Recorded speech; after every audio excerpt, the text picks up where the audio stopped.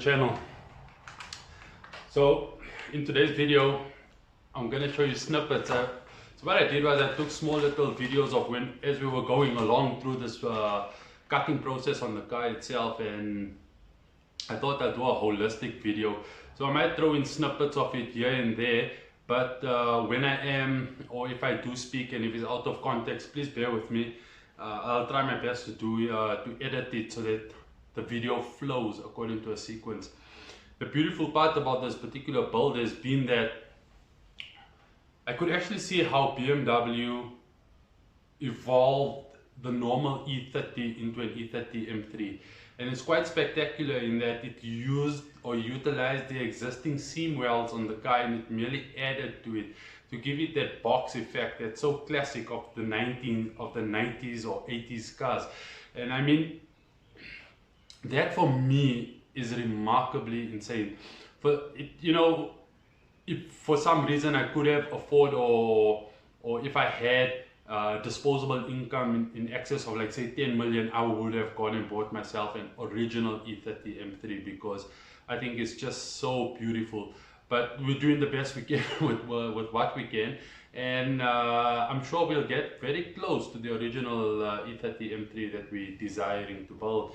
But in this video, what you guys are going to see is you're going to see where we cut, how we cut. So for those of you that are interested and overwhelmed my inbox for the E30 M3 body kit, you'll see exactly what's involved. And one thing I can tell you for sure is that this process is not for the faint-hearted. If you're unable to cut your fenders and do things like that by yourself, the panel gaps won't line up, the car will drive skew, yeah, it will just look horrendously wrong. Things will just go wrong.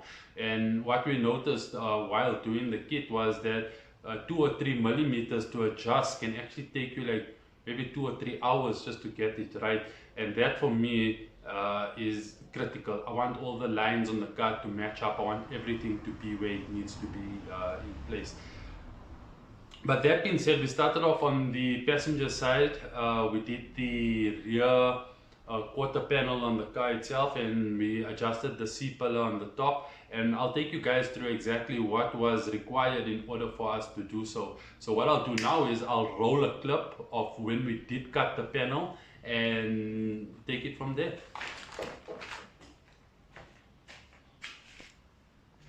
So as you can see, this is the boot rubber lining. So we had to cut out this entire piece along here up until this point here. So we're gonna have to put some form of structure to keep this in place, but this had to be cut out in order for the panel to line up.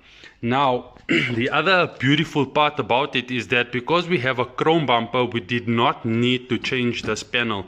So this for me is critical. The reason being is that if you have a plastic bumper, you will need to buy from us the plastic well, we can call this like the rear tail lights panel from us, which we will be selling, so that you can accommodate for the smaller tail lights. Otherwise you'll have the bigger tail lights for the plastic bumper.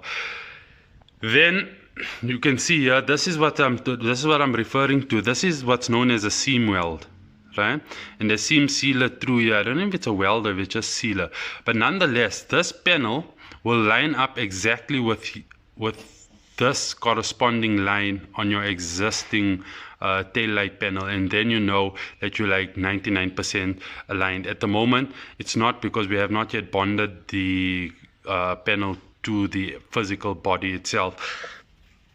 Then the other thing that we have done already, and it's included as part of the kit, is that we have the inner fender liner. So what you can see here is that this here was where the original fender liner started, and this is how much wider we've gone. So it's about, I would say, about 20 centimeters, or maybe 15, maybe 15 to 20 centimeters wider than stock. So this is the C-pillar kit. So the C-pillar kit is not yet installed on the car itself. So this is just to give us an indication of how parallel the C-pillar is lining up with this particular fender. So there's a lot of work. So it's not just slapping the fender on. You got to see how parallel it is, how much to cut. Then initially, if I show you on this side here, this is kind of like our marking. You can see there's no panel. This was kind of our template of where we got, right? However, we deliberately cut less because why? As we were fitting, we started cutting but more and more and more and more until the panel sat flush. So now we know exactly how and how much of the panel to cut itself. And you can see even here on the inner fender liner, this entire panel must come out because why? We have the fiberglass one that will sit on the inside here, which protrudes out by the 20 centimeters to accommodate for the wide body. The reason being is that if we leave this here, for you to get to your petrol cap would be somewhere around here, then your nozzle will sit here, and then all the petrol will gush into this gap here at the bottom. So this is kind of like how we started off the process. We made a template, and as we started fitting, we started chopping back and back and back and back until the panel sat flush to where we needed to be. Oh, this is a good idea of how it looks on the inside. You can see the fender liner. This is the fender liner here, and this is the actual fender. So what we did was, we, instead of just drilling a pilot hole to, like, for example, 4 millimeters, which was actually quite rigid, what we then did was we drilled a hole, a vertical hole, so that we could slide it up and down. So as we were adjusting the fender, we were able to move this up and down so that to get the right height for which the fender needed to be at. Then coming over onto the side here, you can see the door opens and closes quite nicely. That was one of the other things. Then at this point here, we use this as a reference point to see how far out we are. So at the moment we're about 2 millimeters out. It needs to come a bit more down. So what we did was we created a mark along this line here.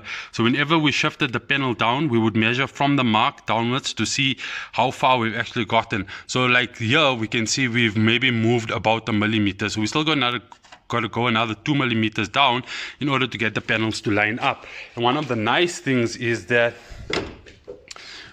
we use the door line. So you can see this is slightly higher. It's about 2 millimeters higher than the actual door, so it has to come down by about 2 millimeters. The other thing is the side sill, which sits something like this. So you can see the side sill sitting like this here. The gap between here and the side sill will also determine how much lower you need to go. So that's another consideration, and that's how come the panel is not mounted as yet. It's because we actually getting the panel gaps right on the car initially the first time, so that we don't have to go back and forth. So we'll do one side, get it right, do the other side, and then get that right. As you can see, we've taken out all the windows in preparation for paint. The only windows left on the car is this here, which we'll take out last. Here as well, taken out because obviously we couldn't have cut and do whatever we needed to do with the pen or with the window on the inside, as well as the rear window. Now, interestingly enough, what I noticed on the E30 M3 is that the normal window stopped here, and this is where the E30 M3 window, so the normal window won't fit on this car. So what guys normally do is that they either put the Perspex windows or the glass windows. Fortunately enough, we have the original E30 M3 glass window, and that's what we'll be putting on the car itself. So that will just complement to the actual build itself. A nice good quality glass window, not a Perspex window. This is where the strip will go for the C-pillar kit here. There's a strip that goes here. So that's all done and dusted. And if we have a look from here, we can see the boxiness here. And okay, the side sill is down at the moment, but it continues all the way through to the back. Let's have a view from the back, and we can actually see how this is looking, or how is it panning out. So that's pretty much what where we have gotten to today.